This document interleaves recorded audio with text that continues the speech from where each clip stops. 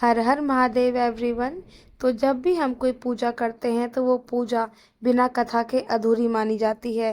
तो ऐसे ही है हमारे महादेव की शिवरात्रि की पूजा। जब भी हम संकल्प लेते हैं पूजा करने का कि हम बड़े विधि विधान से पूजा करेंगे, तो हमें उस पूजा की कथा भी पूरी सुननी पड़ती है।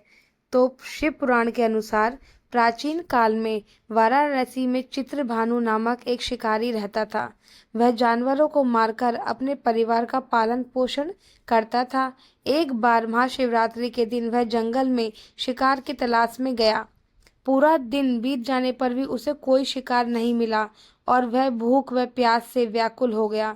रात बिताने के लिए वह एक तालाब के किनारे स्थित बेल यानी बेल पत्र के पेड़ पर चढ़ गया। उस पेड़ के नीचे एक शिवलिंग स्थापित था। पेड़ पर आराम से बैठने के लिए उसने कुछ टहनियों को तोड़कर नीचे गिरा दिया, जिससे उस शिवलिंग पर बेलपत्र और कुछ जल भी गिर गया। इस प्रकार अनजाने में उसका पहला पहर बीत गया। रात के समय एक भूखी हिरनी पानी पीने तालाब पर आई। शिकारी ने उसे देखकर अपना धनुष बाण साधा, लेकिन हिरनी ने उससे प्रार्थना की कि वह अपने बच्चों से मिलकर वापस लौट आएगी। शिकारी ने उसे जाने दिया। इसके बाद कुछ हिरण वहां से गुजरे और शिकारी ने उन्हें भी जाने दिया। इस प्रक्रिया में उसके हाथ से लगातार बेल के पत्ते टूटकर नीचे गिरते रहे। भूख और अपने परिवार की चिंता में शिकारी रात भर रोता रहा, जिससे उसके आंसू भी शिवलिंग पर गिरते रहे। इस तरह दूसरा, तीसरा और चौथा पहर भी पूरा हो गया। सुबह होते ही एक हिरण अपने पूरे परिवार के साथ शिकारी के पास आ गया ताकि वह उनका शिकार कर सके। शिकारी को जानवरों के इस सत्य और प्रेम को देखकर बड़ा पश्चाताप हुआ और उसका मन बदल गया। उसने सभी जानवरों को छोड़ दिया। उसी समय भगवान शिव शिकारी के इस अनजाने में की गई पूजा और पश्चाताप से प्रसन्न होकर साक्षात प्रकट हुए। भोलेनाथ ने उसे आशीर्वाद दिया कि महाशिवरात्रि की रात भूखे रहने और बेलपत्र चढ़ाने से उसके सभी पाप नष्ट हो गए हैं। भगवान ने उसे गुहा नाम दिया। इस कथा का मुख्य संदेश यह है कि यदि कोई व्यक्ति अनजाने में भी महाशिवरात्रि के दिन व्रत रखे और शिवलिंग पर बेल पत्र चढ़ाए, तो उसे भगवान शिव का आशीर्वाद और मोक्ष प्राप्त होता है। तो इसी के साथ हमारी भोलेनाथ जी की, हमारे शिव जी की कथा समाप्त होती है। लेकिन कहते हैं ना कि कोई भी व्रत, कोई भी कथा बिना गणेश जी की कथा के अधूरी है, बिना गणेश जी के पूजन के अधूरी है। तो चलिए अब हम सुनते हैं गणेश जी की कथा। तो एक बार माता पार्वती ने स्नान करने से पहले अपने शरीर पर लगे उपटन से एक सुंदर बालक की रचना की। उन्होंने उस बालक को द्वारपाल नियुक्त किया और आदेश दिया कि वह किसी को भी अंदर न आने दे।